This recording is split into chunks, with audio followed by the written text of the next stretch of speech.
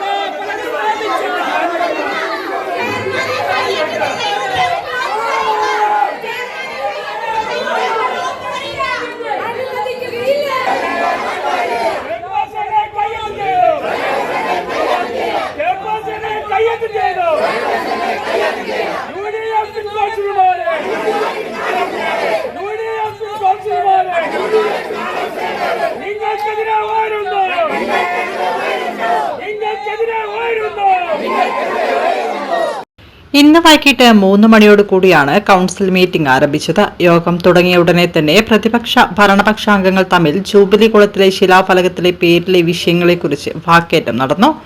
യോഗത്തിൽ municipal chairperson മറുപടി പറയുന്നതിനിടെയാണ് പ്രതിപക്ഷാംഗങ്ങൾ യോഗം ബഹിഷ്കരിച്ച് പ്രകടനമായി രംഗത്തെത്തിയത്. മറുഭാഗത്ത് ഭരണപക്ഷാംഗങ്ങളുടെ കൂക്കിവിളിയും ഇതോടൊപ്പം നടന്നു.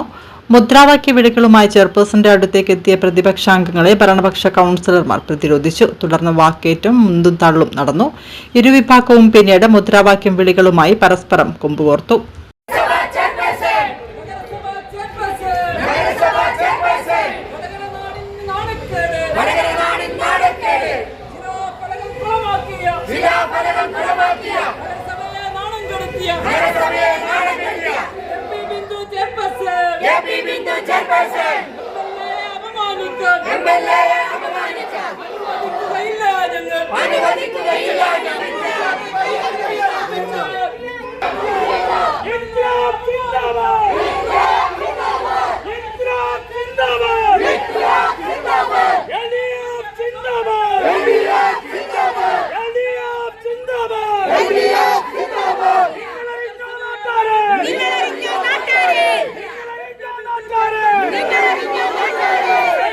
ശ്രദ്ധയിലൊന്നും ഒരു അപാകതയെ പറ്റി രാത്രിയോടുകൂടിയാണ് ആ ശിലാഫലകത്തിന്റെ ഫോട്ടോ കാര്യങ്ങൾ മനസ്സിലാക്കി.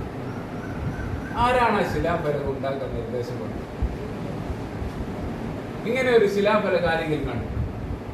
MLA-യുടെ പേര് താഴെയും ചെയർപേഴ്സന്റെ പേര് മേലെ ആരാണ് നിർദ്ദേശം? ഞങ്ങളത് അന്വേഷിച്ചു.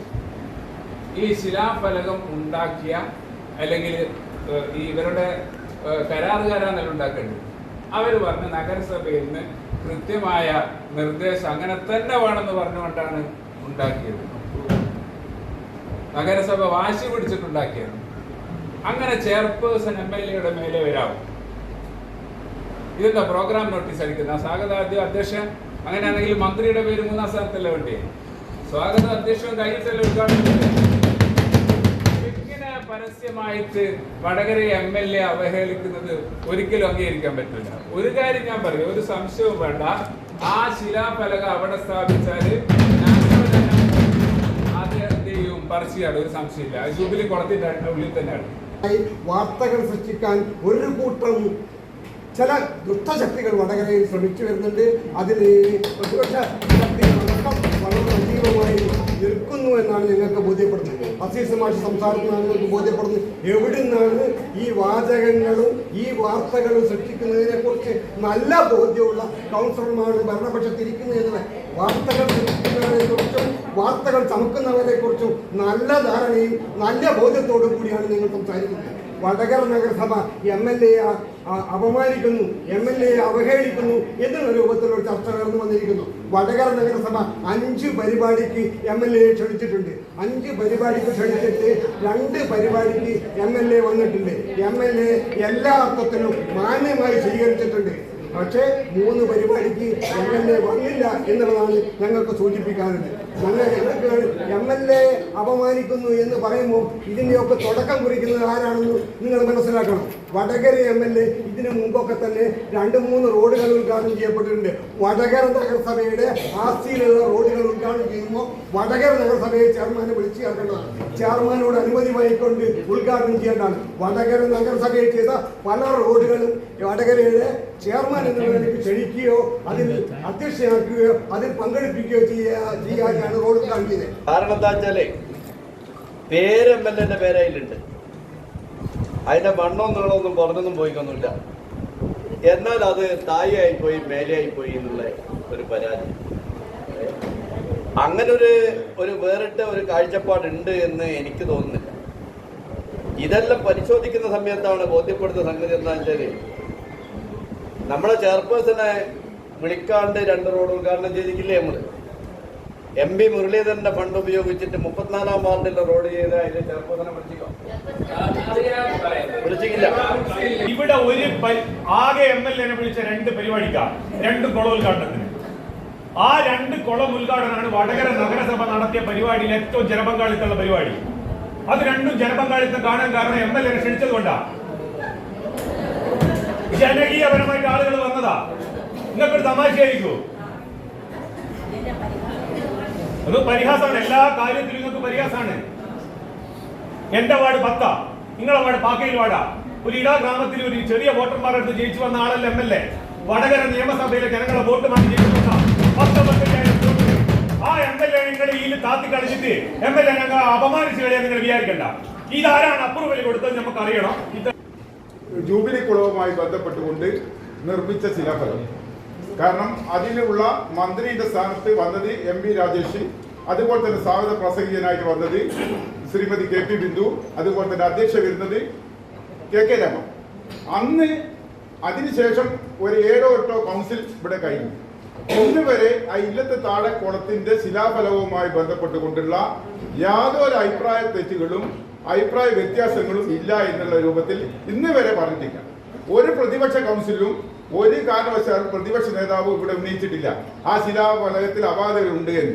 എന്നാൽ ജൂബിലി കുളത്തിന്റെ വന്നപ്പോൾ അതിൽ അപാകതകൾ എന്താണ് എന്ന് ചോദിച്ചപ്പോൾ ഒന്നും പറയാനില്ലാത്ത സമയത്ത് നമ്മുടെ KK രമയുടെ പേര് ചെറുതായി പോയി എന്നാണ് പറയുന്നത്. സമയത്ത് കാണിക്കുന്ന ആ വെപ്രാളം കാണുമ്പോൾ വളരെ കൃത്യമായ ഒരു കാര്യം ബോധ്യപ്പെടുന്നു, ഇത് രാഷ്ട്രീയമാണ്. പണ്ട് നമ്മളെ നാട്ടിൽ എന്താ ഒലക്കയമെന്ന് പാമ്പം പൊളിക്കുക. സത്യത്തിൽ ഒലക്കയമെന്ന് പാമ്പം പൊളിക്കുകയാണ്. ഇതുകൊണ്ട് നിങ്ങൾക്കൊരു നേട്ടവും കിട്ടാൻ പോകുന്നില്ല. വടകര നഗരസഭയുടെ വികസന പ്രവർത്തനങ്ങൾക്ക് ഒരു പോറലും ഏൽക്കുകയില്ല. അത് ഇനി ശക്തമായി മുമ്പോട്ട് കൊണ്ടുപോകും. ഇവിടെ നിങ്ങൾ നോക്കുക, ശരിക്ക് ഞങ്ങളാണ് ഈ പ്രക്ഷോഭം നടത്തേണ്ടത്. നോക്കങ്ങള് എന്തുകൊണ്ടാണോ നമ്മളിതൊന്നും നടത്താഞ്ഞ്? ഇതാ 3 ശിലാഫലകായി.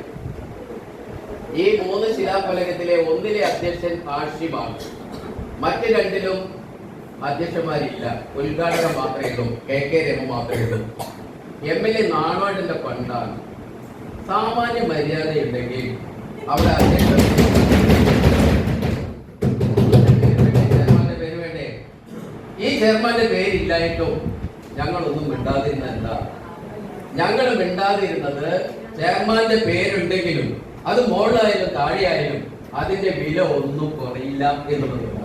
ഒരാളുടെ വില നിശ്ചയിക്കുന്നത് കല്ലിലെ പേര് കൊണ്ടല്ല, ചെയ്യുന്ന പ്രവൃത്തികൾ കൊണ്ടാണ്. ഞാനൊരു വൈസ് ചെയർമാനല്ലേ, ആദ്യത്തെ ടൈമിൽ വൈസ് ചെയർമാൻ.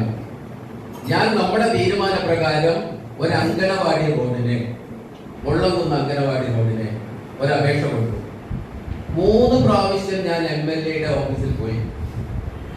പലവട്ടം MLA വിളിച്ചു, പലവട്ടം പല വേദികളിൽ ഒന്നിച്ച് സംസാരിച്ചു. ഇന്ന് വരെ നടന്നിട്ടില്ല. കാരണം MLA ആയ സമയം മുതൽ ഫസ്റ്റ് വിളിച്ചത് സതീശ മാഷ് സൂചിപ്പിച്ചതുപോലെ തന്നെ ചിങ്ങമുന്നിന്റെ ഒരു പരിപാടിയുമായി ബന്ധപ്പെട്ട് അതിന്റെ ഉദ്ഘാടനത്തിനാണ്.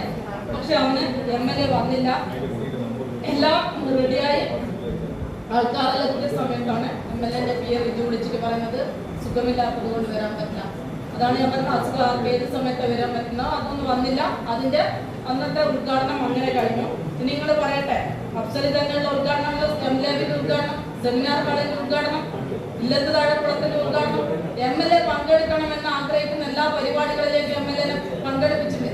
നമുക്കിപ്പം നമ്മൾ നടത്തേണ്ട എല്ലാ പരിപാടികളുണ്ട്. നമ്മൾ പല ആളുകളെയും ഉൾപ്പെടുത്തിയിട്ട് ഉദ്ഘാടനം നടത്തിയിട്ട് ഇവിടെ വടകരയിലെ പരിപാടികൾ പലരും മതിക്കാം. ജില്ലാ കളക്ടർ എന്നുള്ള രീതിയിലേക്ക് തേജിലോകത്ത് റെഡ്ഡി വന്നിട്ട് ഉദ്ഘാടനം ചെയ്തിട്ടുണ്ട്, സ്നേഹകുമാർ വന്നിട്ട് ഉദ്ഘാടനം ചെയ്തിട്ടുണ്ട്, സാംസ്കാരിക മേഖലയിലുള്ള ആളുകൾ വന്ന് ഉദ്ഘാടനം ചെയ്ത് പല പരിപാടികളും പലരെയും വിളിച്ചിട്ട് ഉദ്ഘാടനം ചെയ്തിട്ടുണ്ട്. അതൊക്കെ തന്നെ ചില ഘട്ടത്തിലൊക്കെ തന്നെ നിങ്ങൾ വഴിമാറി നിന്നത് കൊണ്ട്, അറിയാൻ പറ്റാത്തത് കൊണ്ടായിരിക്കും, പല പരിപാടികളിൽ നിന്നും പല അവസരങ്ങളിൽ നിന്നും വിട്ടു നിന്നത് കൊണ്ട്, നിങ്ങൾ ഓർമ്മയിലില്ലാത്തത് കൊണ്ടാണെങ്കിൽ അത് ഓർമ്മിച്ചുകൊണ്ട് ഞാൻ മറുപടി പറയണം. അങ്ങനെയല്ല, ഇപ്പൊ 4ഓളം പരിപാടികൾ എന്നുള്ള രീതിയിലേക്ക് MLA തന്നെ നഗരസഭയിലെ പരിപാടിയിലേക്ക് പോകണം. എന്താണ് നിങ്ങളോട് ഇല്ലത്ത് താഴെക്കുളത്തിന് MLA ഉണ്ടായില്ലേ? ജൂബിലി കുളത്തിന് ഇല്ലത്ത് താഴെക്കുളത്തിലേക്ക് MLA ക്ഷണിച്ച അതേ രീതിയിലേക്ക് ഉള്ള പ്രോട്ടോകോൾ പ്രകാരം തന്നെയാണ് ഇപ്പൊ ജൂബിലിയുടെ ശിലാഫലകം ഉണ്ടാക്കിയത്. ആ രീതിയിലേക്ക് മാത്രമാണ് ഈ ജൂബിലി കുളത്തിന്റെ ഉദ്ഘാടനവും ബന്ധപ്പെട്ട് ചെയ്തിട്ടുള്ളത്. അതിലേക്ക് ഇപ്പൊ ശിലാഫലകം തയ്യാറാക്കിയത് ആരെന്നുള്ളത് കണ്ടെത്തണമെന്ന് PK സതീശൻ എന്ന് പറയുന്ന വൈസ് ചെയർമാനും KP ബിന്ദു എന്നുള്ള ചെയർപേഴ്സണും ആണ് ഇവിടുത്തെ ശിലാഫലകമായാലും പ്രോഗ്രാം നോട്ടീസ് ആയാലും ഒക്കെ തന്നെ തയ്യാറാക്കിയത്. ഞങ്ങളുടെ